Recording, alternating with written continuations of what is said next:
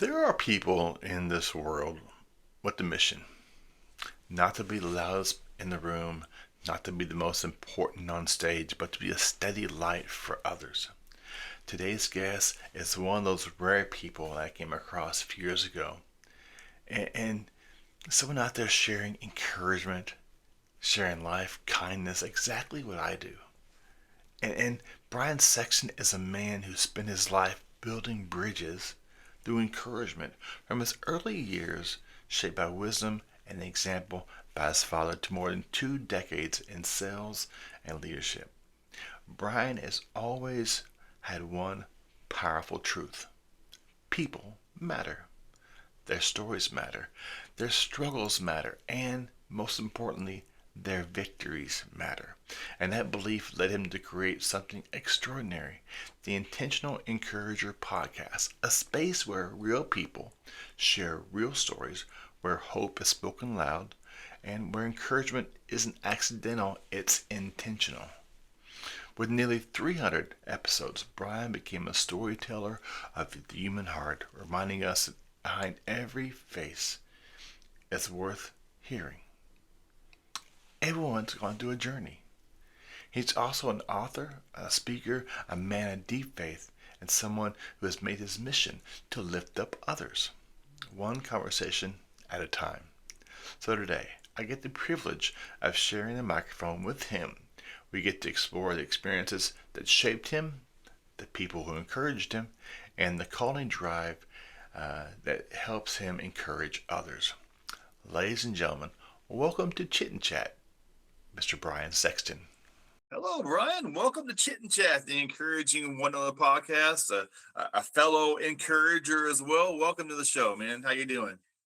Well, Jody, this wasn't planned, but I have if folks can see it, I have some swag that I had from the Intentional Encourager podcast that I did for about 3 years. So again, this was not intentional. I thought, I hadn't wore that in a while, so I threw You're it on good. today, and so yeah, and it didn't dawn on me till I was coming out here to my little studio to record this that I had the Intentional Encourager podcast shirt on. So, but hey, man, thank you for the invite. I love what you're doing around encouragement and things like that. And so again, my hat's off to you, and welcome back to podcasting where you belong, brother.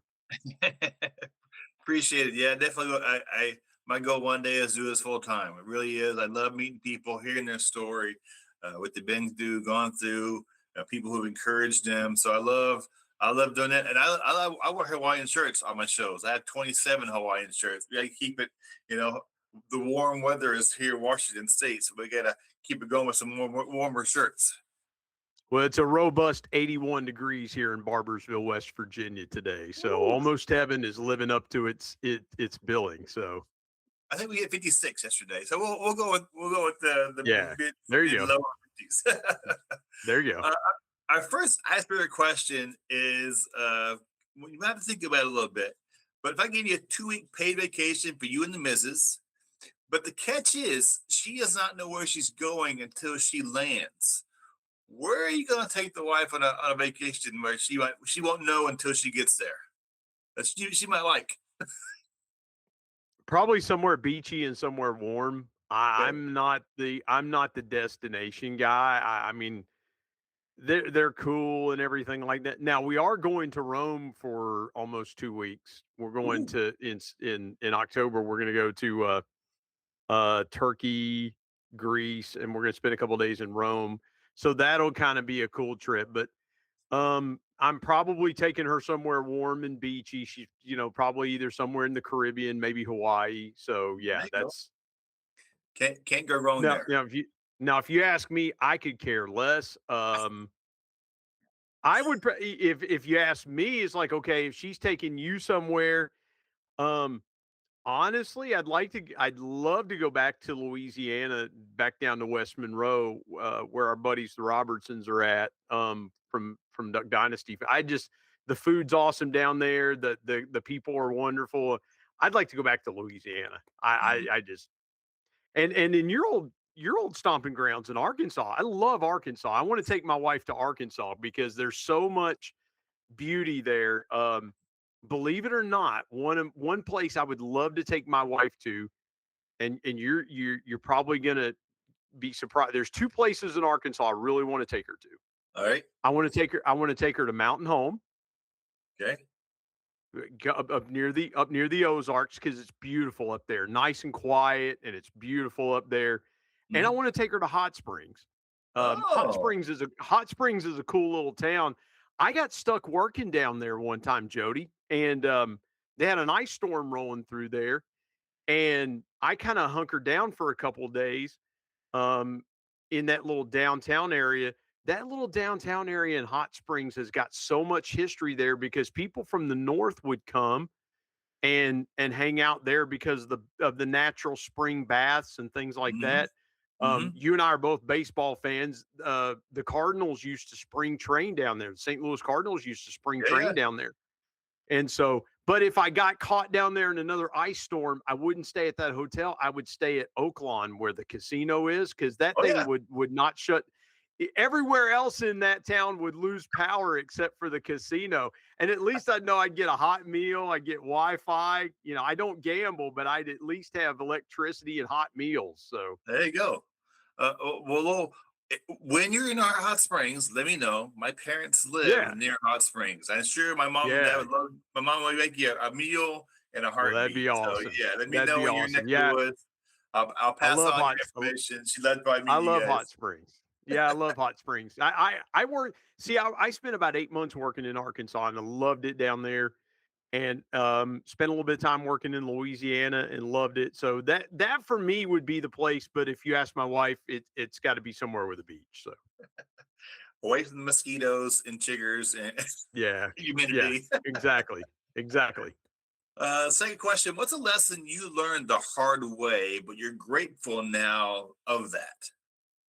That I didn't learn to encourage myself sooner.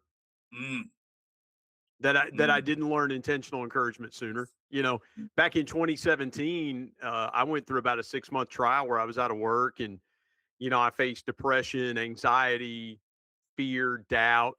I really didn't think I was going to work again, and it was a hard situation where um, there were some things said about me that weren't true, and it led to my dismissal. And I thought, man alive, my career's over.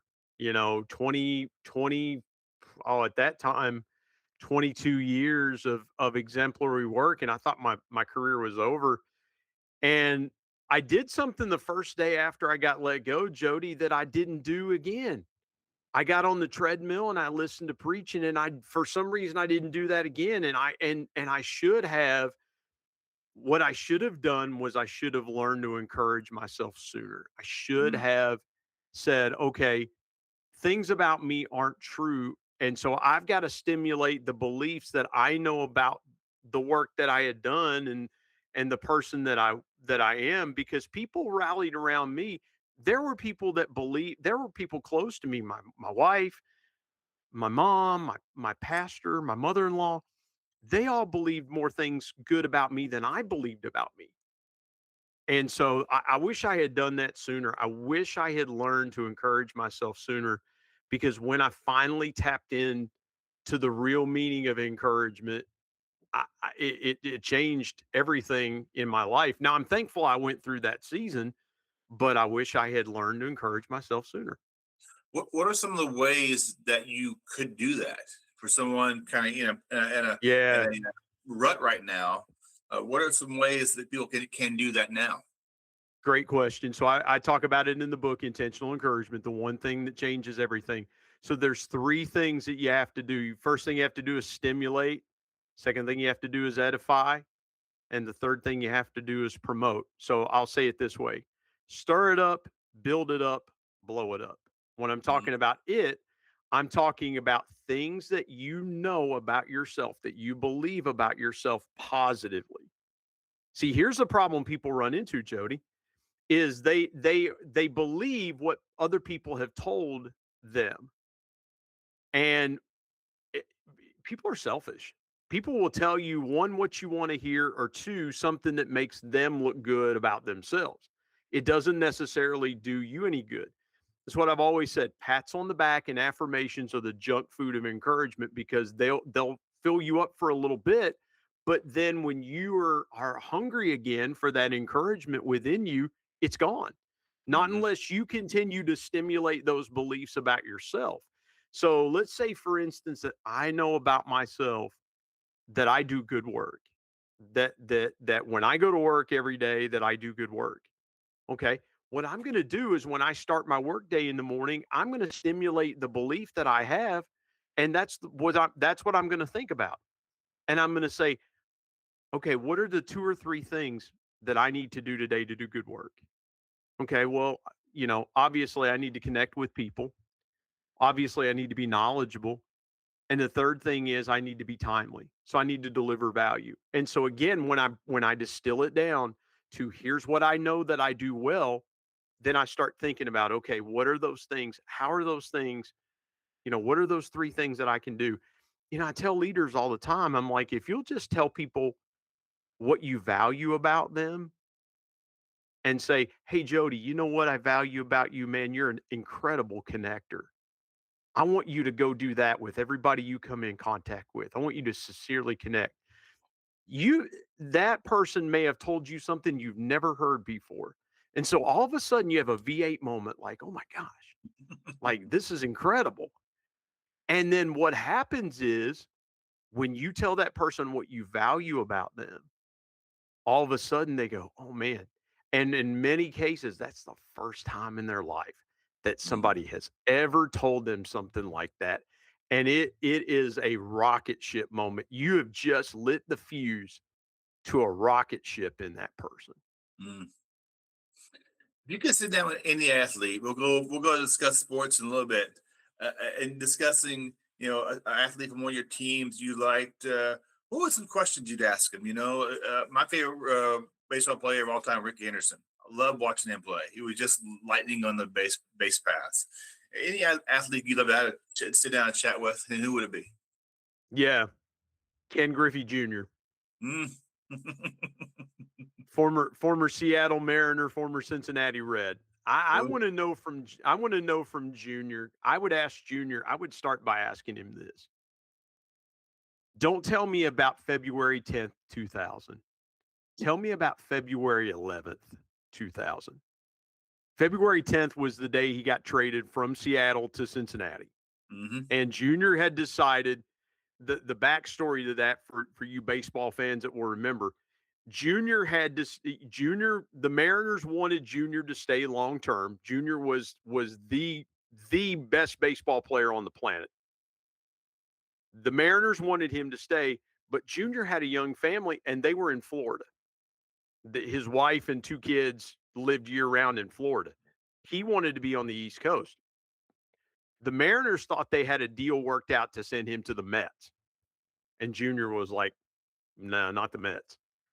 And he pigeonholed him. He told him, he said, you're only going to trade me to the Reds because he was a 10-5 guy at that time. Hmm. Remember Hmm. the old 10-5 rule? If you had 10 years with in baseball and 5 with the same team, that Yeah. you basically had a no trade clause. So that's how Junior got traded to the Reds. I would ask Junior after what was February 11th like? You put on the number 30 that your dad wore with the big red machine. All those guys that you grew up idolizing, now all of a sudden, Pete Rose, Johnny Bench, Tony Perez, your dad, Davey Concepcion, George Foster, all those guys, Joe Morgan, they're now um, celebrating you as the greatest player in the sport. I would want to know what that was like. I would want to know how Junior got himself through the hard times of injury because he was never the same player after he came to Cincinnati. He had, in a spring training game, he was rounding the bases and tore a patella tendon in his knee, tore a Hmm. hamstring.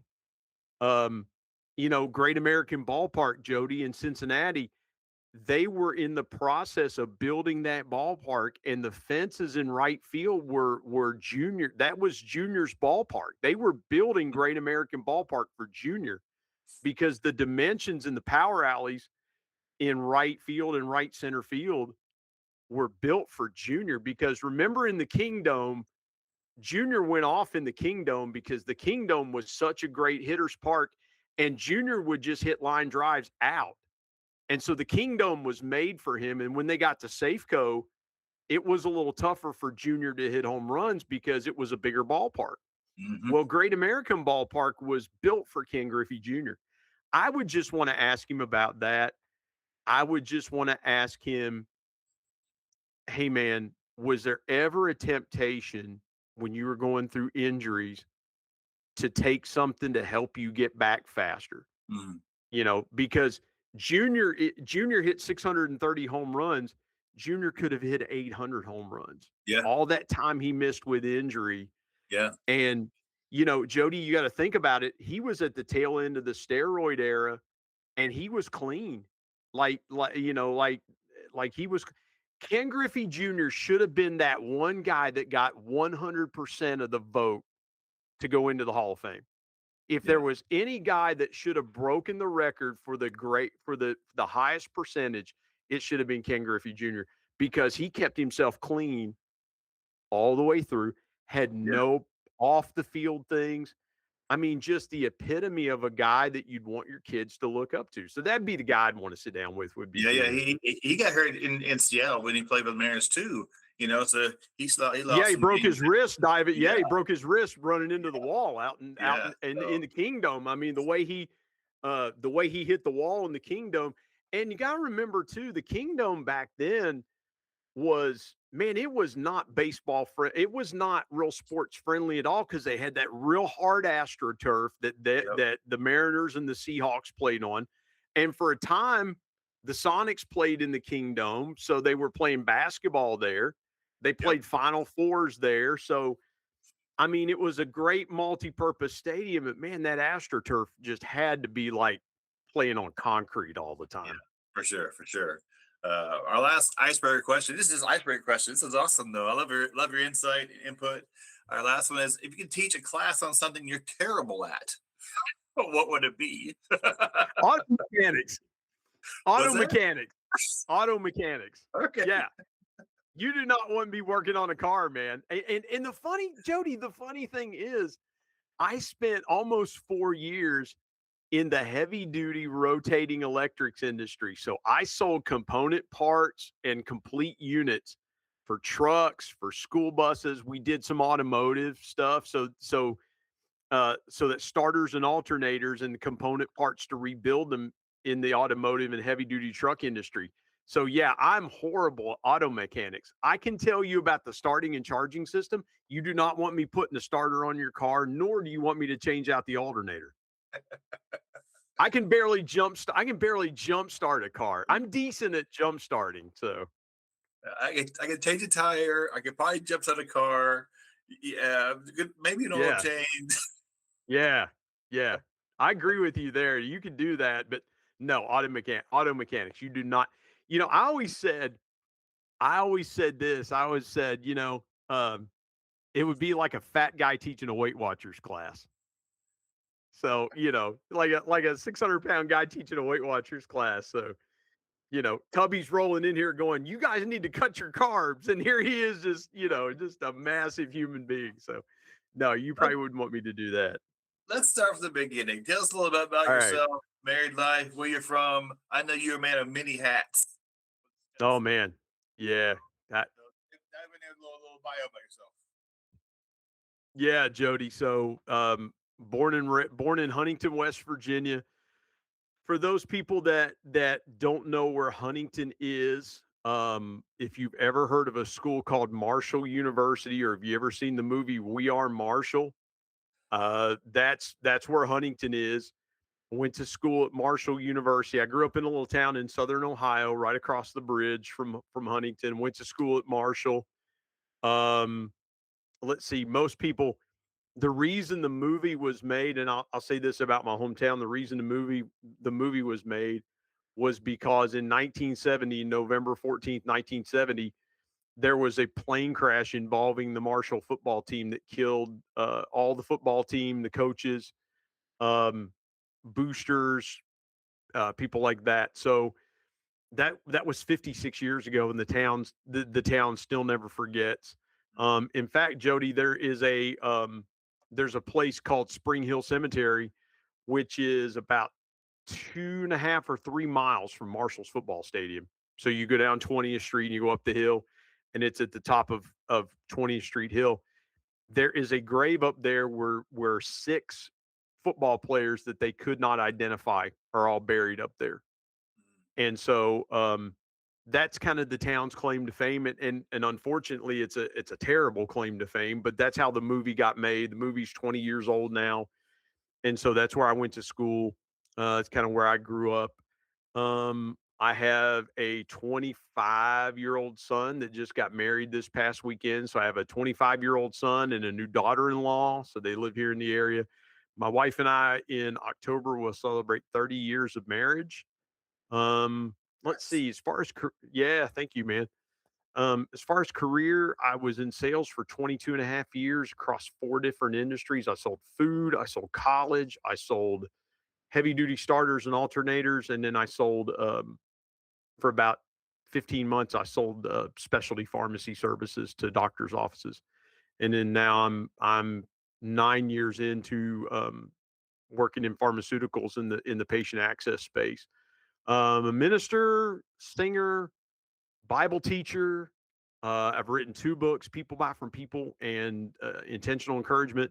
Had a podcast called the Intentional Encourager Podcast. I do some radio from time to time. So yeah, and I'm also studying right now. I'm also in the credentialing studying phase to become a licensed minister Oh, wow. in my church's organization. So yeah, That's awesome. and I'm a huge Coke Zero fan. What do you love most about your community, and how has it influenced you in the many areas you cover? And just how, being there for a while, people kind of know Brian, I'm sure, and he's a man of many hats. What's it like in that community where you live? You know what I love about our community? There is hardly any traffic. Oh, nice. Seriously, we have it. Our state has like 1.7 million people in it, and this is what I tell people. I hear people complain about the cost of living all the time. I'm like, well, change where you live. Mm. You know, and here's what I would say: do not, and you know this better than anybody, being from Arkansas, man, don't sleep on rural southern communities. They will be some of the best places that you'll ever want to live. Yeah. You want to talk about you know, like I said, I mentioned Mountain Home. Reminds me so much of Barbersville, West Virginia. And that's why I loved it up there. Um, Hot Springs, Fort Smith, Fayetteville, Rogers, Bentonville. I loved those areas because they reminded me so much of where I live. And Jody, the beautiful part of it is our cost of living's reasonable. Our quality of life is good. And so everybody's like, "Well, you got to live in a big city." I'm like, "Why?" I mean, you've got so many problems. I mean, I have a nice piece of land that I live on. I have good people around me, and it's just like I don't have to worry about, I can get an affordable house here. I don't have to spend $3,000 on a 1,000 square foot apartment. You Yeah. know, no way. Like you can have the big city. I'll take West Virginia every day and twice on Sunday. And that's the thing too. The groceries are affordable here. You can go to a good restaurant. Um, like I said, that's what I love about our community, man. It's simple, it's quiet. Do we have a lot of the big city amenities? Maybe. I mean, hey, dude, we've got a Target and a Walmart in our town. What more do you need? Score. What more do you need than a Target and a Walmart? And we got an Academy Sports. We just got an Academy Sports 2 years ago. So what more do you need, man? What I like too in those places are the diners, the restaurants. If you could tell me, if I could go visit you and we're taking me to one place to go eat, what restaurant in your neck of the woods would you highly recommend? We had to go here. They get the best tasting, biscuits and gravy or fried chicken or whatever. Where are you going? Your neck of the woods. Well, we do have a place called Biscuit World, so you figure that's why West Virginia. Hey, in all seriousness, you reminded me of something. I was in Abingdon, Virginia one morning. I was listening to a talk show, and I was getting ready to get up and get ready to go to work, and I was still kind of trying to wake myself up for the day. And they were talking about the fattest states in America, and they were like, and coming in at number one is West Virginia, and I just did this right here. I just just put my hands up and pointed the number one. Um, Man, I'm probably taking you to a place called Monte Alban Mexican restaurant here in town that's good. I'm Mhm. probably taking you to Tudor's Biscuit World for biscuits and gravy. Um, Probably for Italian food, I'm taking you to a place called Fratelli's that's good. Um, there's all kinds of good places. I'm gonna tell you this, and you'll probably remember. And I don't know why I can't remember the name of the little town. There is a road that goes from Hot Springs to Fort Smith. It's like a back road, and um, it's like an outdoors area. There's like camping and stuff like that. There is a little convenience store there that I swear if I go back to Hot Springs, Arkansas, I will intentionally go driving that way. They had the best chicken tenders and potato wedges I've ever eaten, and I've not tasted any better. And Nice. I can't remember the name of the little town. I'll have to Google it. But uh yeah, that was good. But When yeah, the, that's when the show comes out, tag them, and we'll maybe give a little PR for them. well, they had the thing that they had in the middle of their store too. They had and again, I'm not trying to get political, but they had Trump in a Rambo outfit. That was a little wild. I thought, okay, your colors are showing here, but it was good food. Every time I would go from Hot Springs to Fort Smith, it would take me that back road, and I had to stop there and get that chicken tenders and potato wedges. But that's one of my weaknesses because we got a grocery store here in Barbersville that they make potato wedges. They cut the potatoes and bread them and fry and oh, it's so good, so Nice, good. nice. I wish I'd went there today and got lunch. Actually, got some potato wedges. But yeah, it's good stuff. There, listen, man. There's all kinds of places here that I could take you to. I could take you to Jim's Spaghetti. They've got a booth where President Kennedy sat, and they've got a little plaque there where President Kennedy sat in 1960 when he was campaigning for the presidency. He came through Huntington and ate Oh at wow. Jim's Spaghetti House. Yeah, so Well, I know the answer to this question, but who's been the biggest encourager in your life, and how did that shape who you are today? I know, I'm my pretty dad, sure it's your dad, correct? yeah, my dad, no question. As we record this 2 days ago would have been my dad's 73rd birthday. His impact, I still feel his impact. I mean, he's been gone 12 and a half years. I still feel his impact, Jody. I mean, it's funny because you know, this past weekend when my kids when Bryce and Bethany got married up in Wisconsin, they had my dad's picture there. And I was just like, man, I just wish my dad were here to see, his firstborn grandson, his first grandchild get married. And he would have loved Bethany. But, again, my dad made me believe I could do a lot of things. My dad pushed me at times to do things. My dad, encouraged me, and he taught me encouragement when I didn't know what encouragement meant. Mm, And so, to me, my dad was the original intentional encourager in my life. And then when he passed away, I kind of felt like, okay, I was 40 when my dad passed away, and it's kind of like, okay, well, um, I'm getting my time right. 13 and a half years my dad's been gone because I'll be 54 in August. But yeah, Jody, he was the one that taught me. I mean, I didn't know what it was, but my dad was teaching me something I didn't realize and that I would need. And then here I am at 54. My dad was 59 when he died. I mean, I'm in that same wheelhouse that my dad was in when he passed away. And it's like, okay, I get it now. I get all those, and I'm trying to do the same thing with my son. And but I'm trying to intentionally tell him, like, this is why I'm telling you this, and this. My Right. dad never really told me why. I just trusted my dad, and Yeah. I just, I just did what my dad told me to do. My dad hits 80 this year, and we're going to try here in Arkansas. Our brother's in Colorado. We're going to try all meet together in Colorado for his 80th birthday. And I That's think awesome. that's how he taught me the most was respect of Yeah, people. I said yes, ma'am, no, sir, still today. And even in the military, I get paid. I get paid for a living.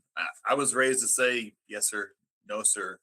Otherwise, I got a swag swifty yeah, with something.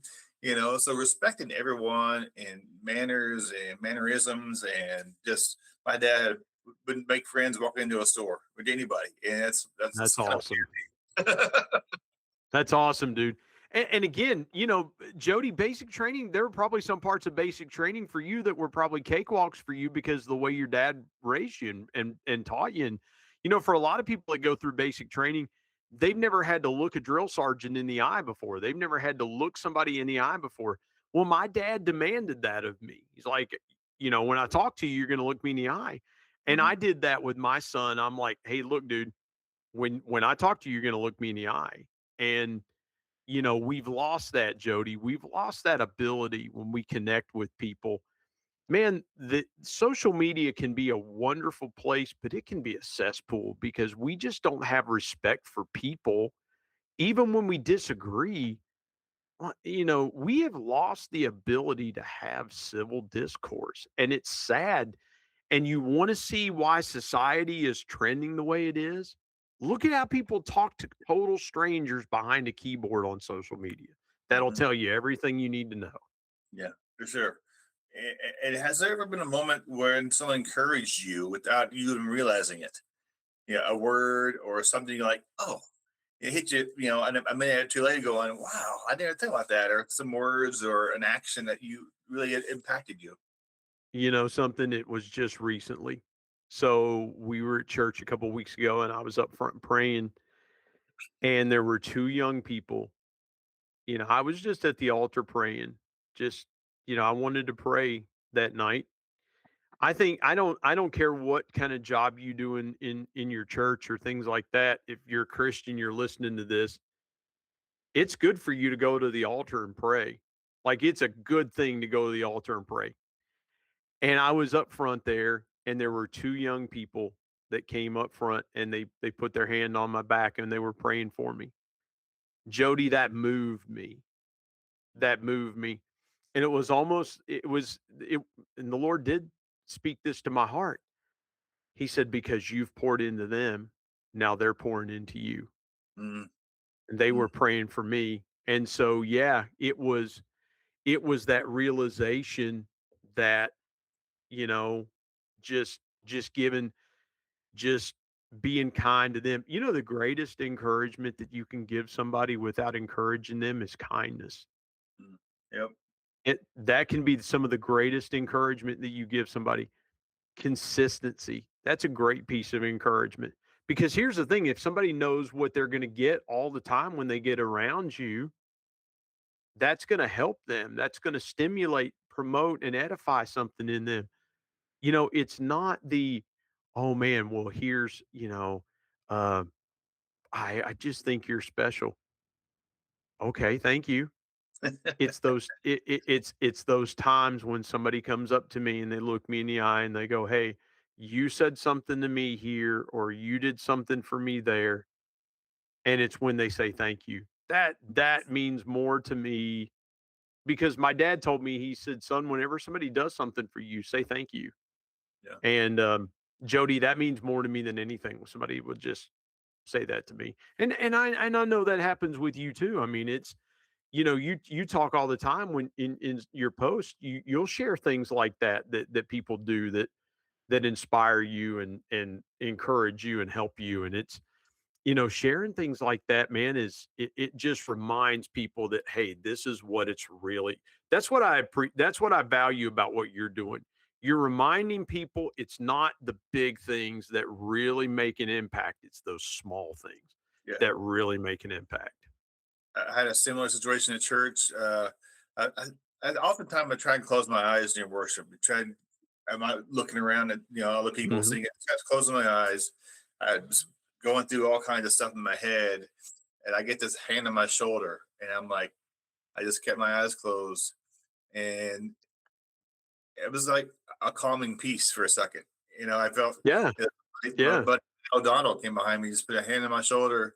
And after the song, I turned around and he goes, "Yeah, whatever you're dealing with, you got this, and just kind of prayed for me through that Yeah. song." I'm like, "Ooh, that was just like, wow, like a lift off my shoulders." I was thinking of, Yeah. oh, it was so powerful, man. Yeah, isn't it though? And again, it's not we think, Jody, we think of all these viral moments, right? Everybody wants to distill good things in their life into viral moments and things like that. And I'm like, okay, what did you do before social media? What in the world did you do? How did you share things with people before? We just told people, Yeah, and people were genuinely, they were cheering us on and they rooted us on and they did, and it's like, okay, we got to get back to the simple things of life. We've got to get back. You asked me what I liked about my community. For the most part, West Virginia's a pretty simple place. It really is it is a pretty simple place. nice. I could leave my house. I could leave my house right now. I know it's going to take me about 10 minutes to get into town. It's going to I know about every trip that I take. If I go to Huntington for some, it's going to take me about 20-25 minutes to get there. It's just a real simple place. And I think in a lot of ways, Jody, we got to get back to the simple stuff, you know? Yeah, yeah, yeah. What does the word encouragement mean to Brian Sexton? Well, the definition of encouragement, believe it or not, is to stimulate belief. That is part of a definition. If you look up a Google definition, and when I started writing a book, Jody, that shocked me. That definition shocked me because I never thought of it that way. Mm, I always thought of kind word, pat on the back, um, doing something nice for somebody. I always thought of it as an action externally instead of a internal action. See, that's what we forget about encouragement. It has to start here with hmm. us before it can ever go outward. You can never pour into anybody from an empty bucket. That's why you have to encourage yourself first. Yeah, And you have to do it intentionally. You have to do it on purpose. And so what encouragement means to me is stimulating those beliefs, those positive beliefs. You got to get those negative beliefs out. for You sure. got to that's why positive belief stimulation flushes out that negative stuff.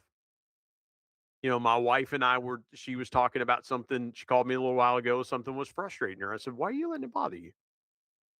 Why are you letting it bother you?"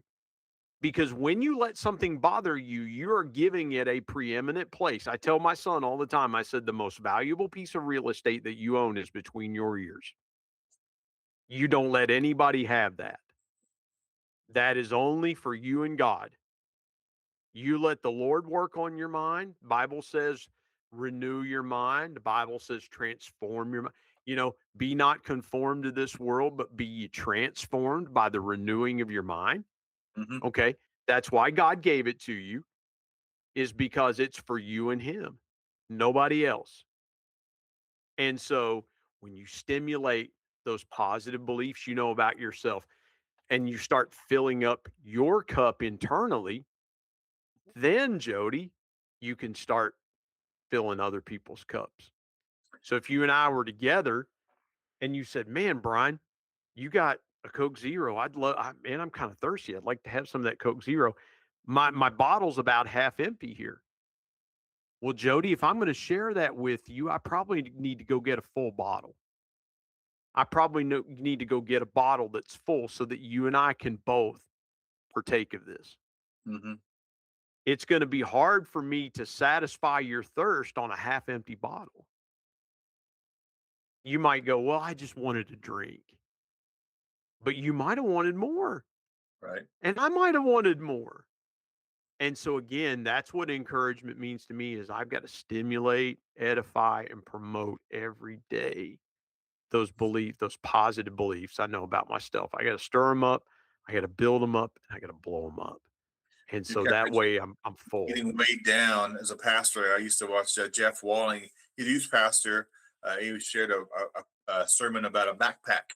He's on stage, and this boy keeps bringing him rocks, and the Yep. backpack's getting heavier and heavier and heavier and heavier. At times we just kind of let that those rocks just weigh us down. We Yep. don't have much. We our our drive is zero. We just let that weight, whatever it is, distractions, negativity, it just kind of weigh us down, and until we unload that, you're in trouble. I don't want to be gross here, but it reminds me of something. Whenever we use the restroom, we go to the restroom, the first thing we do is flush something. Okay? Because again, this world, and I'm going to say it this way, people will bring you their crap. If they can dump their crap on you, Hmm. you've got to that's why you've got to flush it. You're going to you're going to make mistakes. What the great we talked about Ken Griffey Jr. Okay, I Hmm. want to bring this back around. We're going to go from bathroom talk to junior. Okay, it's just the way my mind works. One of the greatest traits an athlete can have is amnesia. Because look how many times a guy strikes out in a year. A, Oh yeah. a great hitter, a great hitter in 600 plate appearances, guys are striking out now 150, 160 times in a year. If you're thinking about that 0 for 4 game that you had last night, the first time you go to the plate tonight, you're more likely to make an out or strike out because you're still thinking about that 0 for 4. Hmm. I was a pitcher in high school. First home run I ever gave up was my junior year. This kid just crushed one.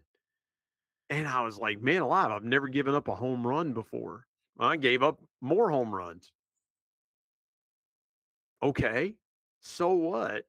But if 36 years later, all I'm thinking about is the kid is the little second baseman from this school in Southern West Virginia that took me deep, Hmm. that my dad that my dad went and got the ball. He hit it into we had an ethanol plant across the street from where we played high school ball, and that old ethanol plant, my dad saw the ball laying there after the game, and he goes, "Hey, let's go get that ball." I'm like, "You mean the ball that I threw that kid hit about 430 feet?" Yeah, that's a great idea, Dad. Let's go get that ball, and we did. And but again, if 36 years later, all I can think about is that kid that hit that home run off me, Hmm. man alive, that'd be a terrible way to live life. So again, we're gonna have trouble. The Bible tells us this, Jody. Yeah, yeah. In this life, you're gonna have troubles. But you know what's so great about encouragement? Again, what I love about what you do around encouragement is you remind folks intentionally. You are an intentional encourager, by the way. You're very much an intentional encourager. You remind folks that, hey, look, in this world, you're going to have trouble. In this world, life is going to give you things that are terrible. You're going to see death and destruction all around you. Stay focused on what matters. Exactly. Yeah. And again, brother, I tip my proverbial cap to you. Um, you remind people all the time about that very thing. Like, hey, we've got to stay focused on what really matters, and what really matters is making sure that we spread you've got the mission. My focus is on other things, but at one time I was like, I want to spread as much encouragement as I can, and I still do. But now it's in a I'm going in a little different direction with things, and but again, man, you just know how to do it, and you know how to let people know, hey, we can all row this boat together. We just got to focus on where we're going. And I appreciate it. I value that about you very, Thank, very much. thank you, appreciate it. Yeah, my goal has always been to encourage somebody per show. Uh, So let and me ask you something. I'm going to turn the tables on you for a second. When did you realize, what was the point in time that you realized that encouragement was where you needed to take your gifts and abilities? Because I know it wasn't just, and it may have been a seminal moment for you or something like that, but when did you realize you wanted to hone in specifically on encouragement? I just believe everyone has a story. And hearing, I've done 150 shows, not as many as you done over the years, but everybody has a story. You know That's what why they've my been, hair, that's why I've got shorter and shorter hair now. what they've been through, what they've gone through. You know, Yeah. I've talked to people who battle addiction, and they're passed out in their kitchen, and their kid had to call 911. I've talked to people who've lost children. My nephew passed away at 1 years old. My best friend's son at 16 died. I've talked to people who've Mhm. been sex trafficked. Everyone has a story, and that story can impact someone else's life. And so when you connect the dots, everyone's story can matters. Everyone's story connects and speaks to people's life from all over the world. And that's what I think is, I love First Thessalonians 5:11. Encourage one another and lift each other up. Period. Yep. Yep. That's what I try to do the best I can. And people, oh, how many views do you have? How many likes do you have? Honestly, I don't give a rip. If I Yeah. encourage one Yeah. person, that's all Yeah. to me that matters. People get Isn't that monetized. great? I don't care about monetization. If that comes, it comes. But if I encourage people and share the gospel and share the love of Jesus, however I can, that to me it's what matters the most. I love it. Isn't that great? So I'll share something with you, and I'm so thankful you recording these video interviews, because I had a childhood friend when I was doing the Intentional Encourager podcast. I had a childhood friend. We grew up together, played ball together. When we were freshmen in high school, Andy ended up moving to the Raleigh, North Carolina area. His dad got a job down there, and that's where he finished high school and things like that. Well, he ended up coming back to our community. We reconnected years later. Um, we reconnected at a Fellowship of Christian Athletes basketball tournament. He was the FCA director for this area, put on it. My son was going to a Christian school at the time. We reconnected. Andy had heart issues, and Andy ended up having to have an external pump that would pump his heart. He'd take a shower with it, he'd play golf with it. It went everywhere he did. He ended up going on vacation. He and I are the same age. So Andy would have been 50, he would have been 51 or 52 at the time. I think I'm like 3 weeks older than he is. Jody goes on vacation with his family, has a massive heart attack, and dies Mm. while he's on vacation in a restaurant. Just, it's over. And we hear the news, and I'm devastated. I reached out to his family and I said, "Hey, I just wanted to share something with you." And it was that video interview that video podcast that we did telling his story. Mm. His dad, at his memorial service, his dad comes up to me and he goes, "You don't know what a gift you gave me and our family." Wow. He said, he told things on your podcast about me that I didn't know how he felt about me. Mm. And Wow. he's now burying his son. Now his dad, anytime that he misses Andy, he's got that link.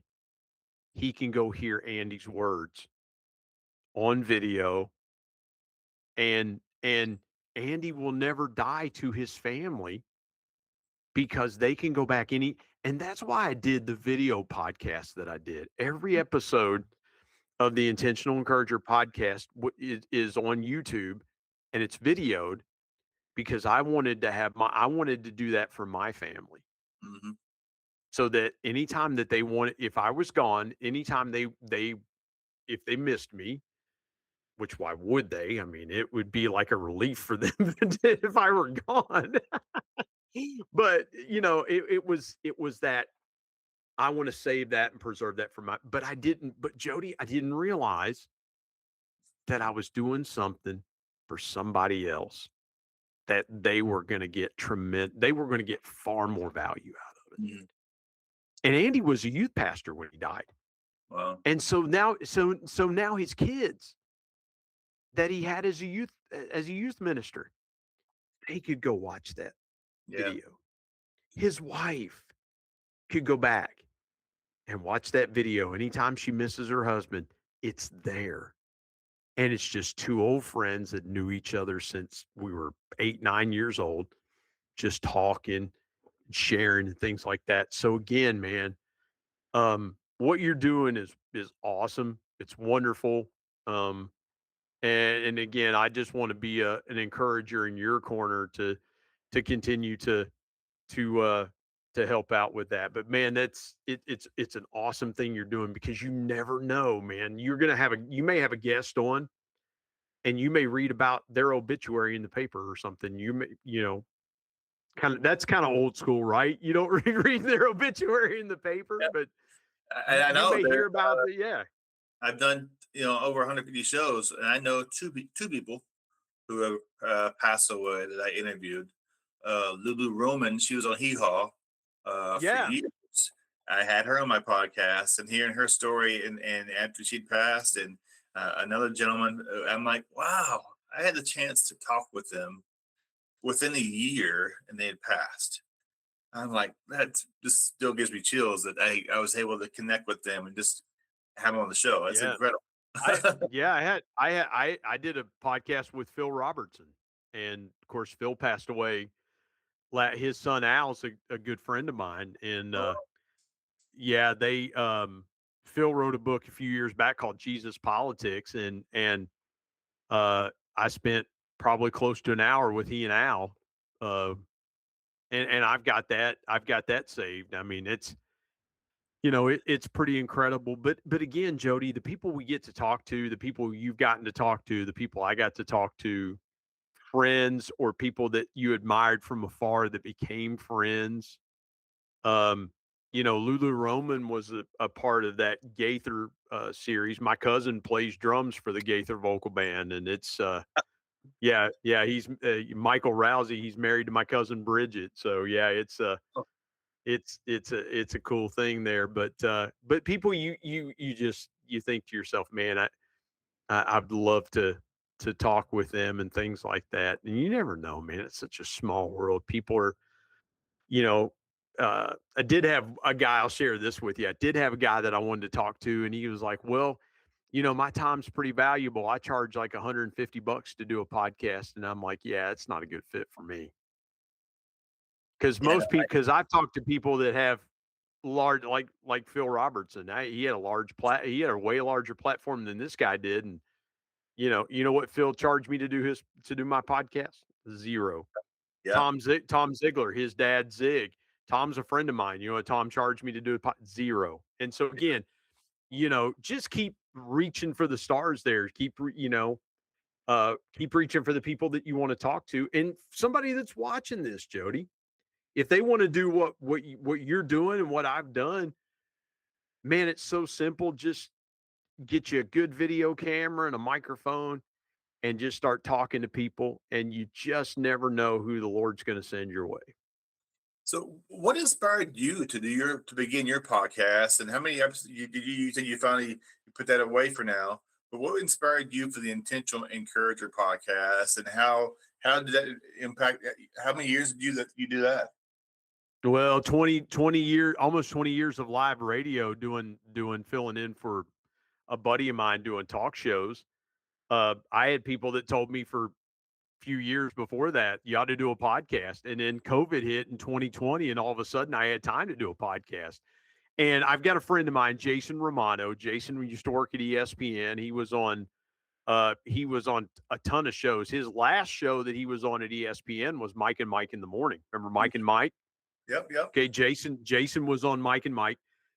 Jason was a huge help to me, because helping with the broadcasting side of it. Because Jody, the thing about it is you go into a radio station or a studio, you've done that. I mean, the equipment is just, you think you've got to have all this equipment and things like that.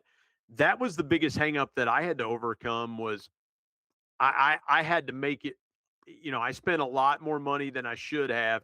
If I could go back to 2020, I would say, hey, dude, really, you only need about three things. You need a really good webcam, you need a really good USB microphone, and you need a good computer. And that's really all you need. And so yeah, and video platforms like this and things like that. So um, but yeah, that's what got me started. What the reason that I quit? Um, it just got to be more time consuming. I was doing all the editing, I was doing the producing, I was doing the booking, and I was hosting it. And at the time, I my work travel, I was traveling from here to Oklahoma and Arkansas. And so, Interview, you're in a hotel room number of years ago, I think, and you're on the go yeah, then. we did a podcast. Yeah, we did a podcast together. I think we recorded either mine or your iteration of Chit and Chat at the time. I was in a parking lot in a shopping center on Long Island. Yeah, Oh, that was fun. That was but I did a lot, but again, to do that podcast, I would have to take equipment on the road with I'd take a USB mic with me, a webcam. I got it to where it was nice and portable, but I still had to take stuff with me. yeah, I took a green piece of fabric with me. I'd stick it in my suitcase, and then I'd get in a hotel room and I'd hang it where the curtains are in the hotel room. I'd hang that green piece of fabric so that I could put my virtual background behind it. So it was yeah. interesting the stuff, the little the setups that I had in hotel rooms and things like that. But it just got to be time consuming, and for me, it started to consume more time. Like I wanted to go out and do stuff in the evening. I wanted, if I wanted to go eat dinner and then go, I wanted to go eat dinner and then go walk around the mall for a little bit. I didn't have time to because I had to go back and edit a podcast or record a podcast. I mean, there were Yeah. several times I'd go try to squeeze in a dinner real quick before recording something, and it just got to the point where I was like, Yeah, I think I'm good. it's very hard being the one man band. I took 2025 Yeah, off the entire year. I just didn't know what yeah. to do. And thank goodness Paul Racy, who edits my shows and adds music, and it's nice having someone help with the time of editing. So I'm with you because I have a full time job as well, and I was getting burnt doing shows every week. Now I do two shows a month, and I just kind of prep for interview. I write everything down. But yeah, I'm with you. But I listen, enjoy doing this, and do you have a show that came to mind that you did that was really powerful? I guess I remember you unforgettable moment you had on a show you did that really you won't forget. Oh man. Oh wow. So many to choose from, huh? There was a guy that passed away, a guy named Steve Sullivan. Steve came on my podcast twice. The first time Steve came on, I asked him, I said, one question I would ask is I would say, hey, if you could kind of get in a time machine and you could go back and have coffee with yourself in a certain time of your life, what do you think you would say? And Steve began to open up to me, and he talked about the time when he was going through leukemia when his wife left him. That was a blow away moment. Mm, Like, okay, this guy is going through leukemia, and then all of a sudden his wife just taps out. Like, okay, I've got a major health issue, and now I'm dealing with going through divorce. mm. And that was just like but Jody, here's the thing, and you know this from doing shows where you interview people. Okay. You've got to be prepared for anything. Uh, You really do. And if you build enough trust with them and you open up with them and connect with them, then you're going to get that kind of that punch moment, that really that that real punchy moment where people just open up to you.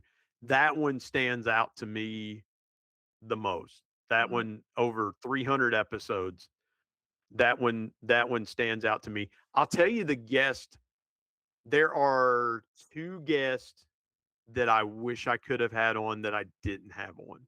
One of Mm. them's passed away and one of them's still here. Okay. One was the first guy that ever hired me, a guy named Harry Dennery. Harry died pretty suddenly. And I always wanted to have Harry on and it just didn't work out to do it. The other one was my mom Mm. because I wanted to sit down with my mom because my mom has been through a ton of stuff in her life.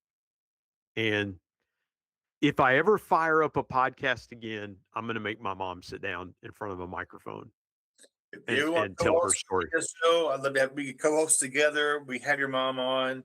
I'd love to invite you and your Oh, mom. that would be yeah, well, that would be I would have to do some yeah, I'd have but I appreciate that. I'd have to do some coercing there because my mom's story is real unique. And again, it's just I don't know if I'll podcast again. I want to get through this ministerial licensing stuff and there's a couple other things I want to do, but um stuff like this is fun for me. I mean, this scratches the itch, to be honest. It really does. So thank you for having me on. I can't tell you how much I appreciate it. I've co-hosted a couple of shows, both audio, not a video yet, and just to have someone you can banter with a guest. Oh my gosh, it's like you see Yes. a different perspective totally. Raven Hayden and I interviewed Joel Gibson Jr., a musician here in Marshall, and oh my goodness, it was so much fun having someone that we kind of outlined together, and it was preparing for that was so much fun. I want to get back to your hats. Share about your books and what kind of inspired you to write a couple of books. Well, I wish I'd grabbed it. I wish I'd have grabbed them to show everybody. But People Buy from People was written in 2020. That was to honor my dad. That was the 10 powerful people lessons from the ultimate people person, my dad. I thought it was going to be a sales book. It ended up being a book about connection. And so that was to honor my dad. And then intentional encouragement was that more proud of anything that I've ever done. That's the one thing I'm really super proud of, even above professional accomplishments, things like that, because I do believe this, Jody. I really sincerely believe this. I believe if people will get that book, they will understand more about their own internal belief system Mm. and how they can really use that internal belief system to change everything about them. How you think about yourself will change how you do everything. Mark Cuban said that. How you do anything is how you do everything. And so I'm really super proud of that. Um, been kicking around doing the sequel to the book called The Intentional Encourager, Mm. talking about how now that it's what we've been talking about today. Once you get yourself in line, once you know how to encourage yourself, how do you encourage other people? And so yeah, that may be the second iteration, but again, I want to get I got things bouncing in my head, so I want to get a couple other things done first. But Earlier in the podcast, I asked you if you could stay with any athlete to talk, have a chat. You said King Griffey all right, Jr. all right. I see behind you, you're a Bengals fan, a Reds fan, Marching Thunder Herd fan. How are you connected to Cincinnati, even though you live in West Virginia? Because Cincinnati is the closest market to us. We Okay. are technically in the Reds' home market, so we have a radio station that I did a lot of work for, WVHU in Huntington. They are the Reds affiliate. They've been a long time Reds affiliate. 6 years ago, Jody, you'll remember this name. You'll remember these two names. Do you remember a guy named Buddy Bell? He's the third Yep. baseman for the Rangers and the Indians. Buddy Bell was a Reds third baseman. Well, at the time, his son David Bell was the manager of the Reds. Yep. And so at a caravan, we got to interview Buddy Bell, huge college basketball fan. I didn't know that, but Buddy Bell was a huge college basketball fan, was a longtime season ticket holder to Xavier University there in Cincinnati. And then we interviewed Eric Davis, former Reds Yeah, yeah. Great player, great player. I told my wife, I said, if you don't get a picture of Eric Davis and I, do not come home. Because Eric was, I had, when I was a teenager, I had the Eric the Red poster. When I was like 14, 15 years old, I had the Eric the Red poster in my bedroom. So that was cool. But yeah, we are technically in the Reds home market and we're technically in the Bengals home market. So when I was a kid, Reds and Bengals were the teams. Oklahoma City, I went to Yeah, two that's the next part. I'm like, how does that get connected? when I was working out there, I went to 2 Thunder games and they prayed before each game and I thought I'm going to be a fan of this team. It They're the only pro sports team I've ever seen that prayed before games.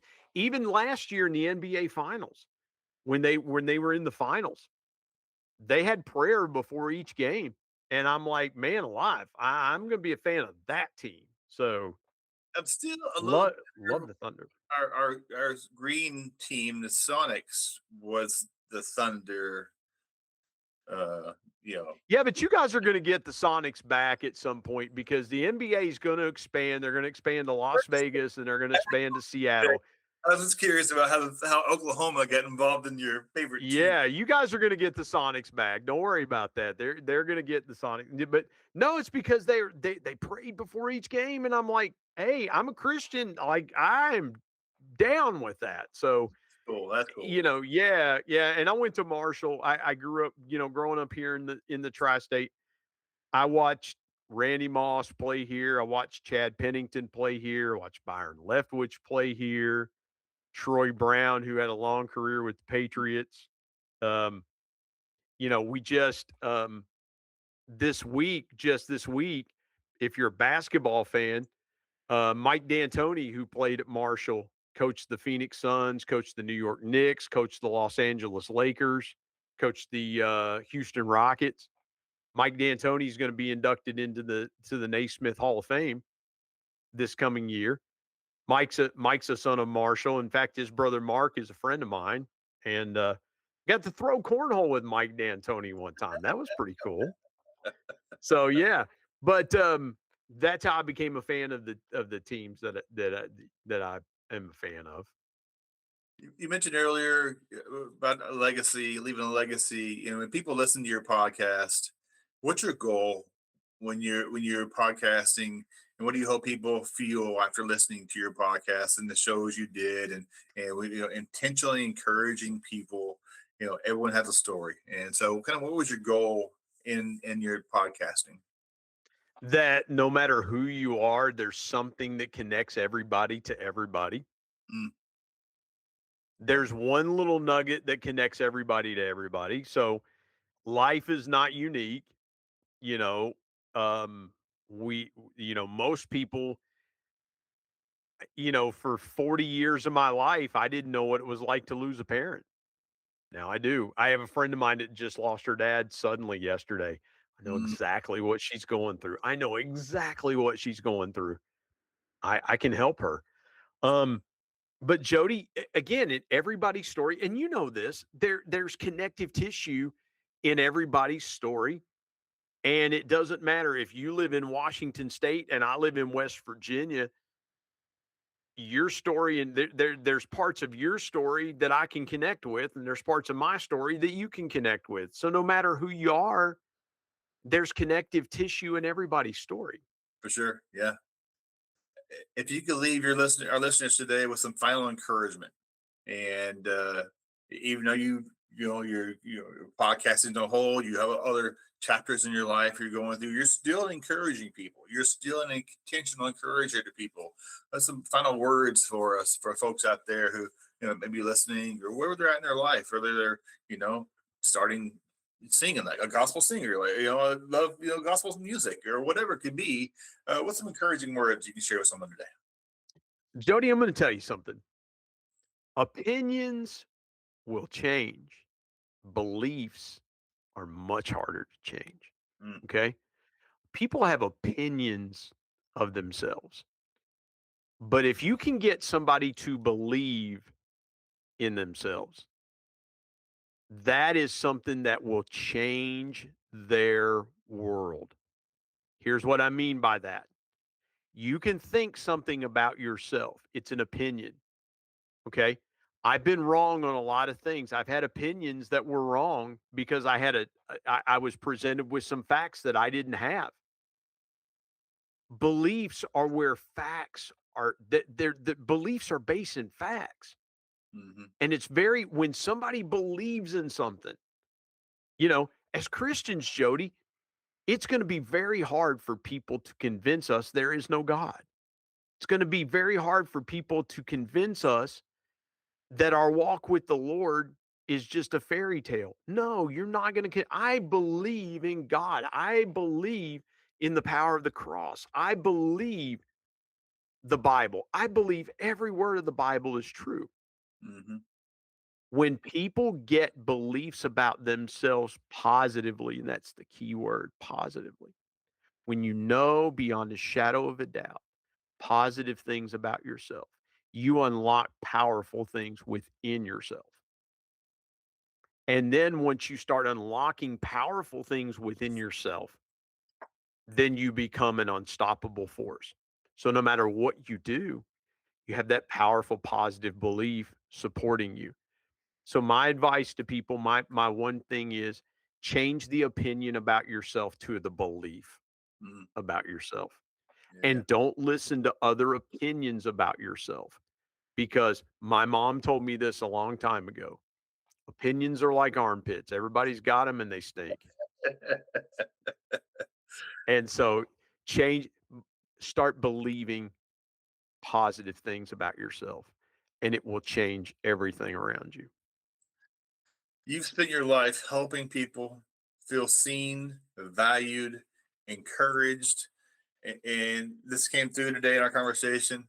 I really appreciate it. We could probably go hours, but thank you so much for your time. All you do, the many hats you wear, putting God first in all your everything in your life, and I think it's the more important, so important that we you do that. Otherwise, when God's on the back burner, you're not blessed, and you can't encourage people when you have other everything else going on. You don't have a kind of God focus centered true north in your life. And so thank you for the time today. Really appreciate connecting with you and wishing you the best. Thank you so much, man. We really appreciate it.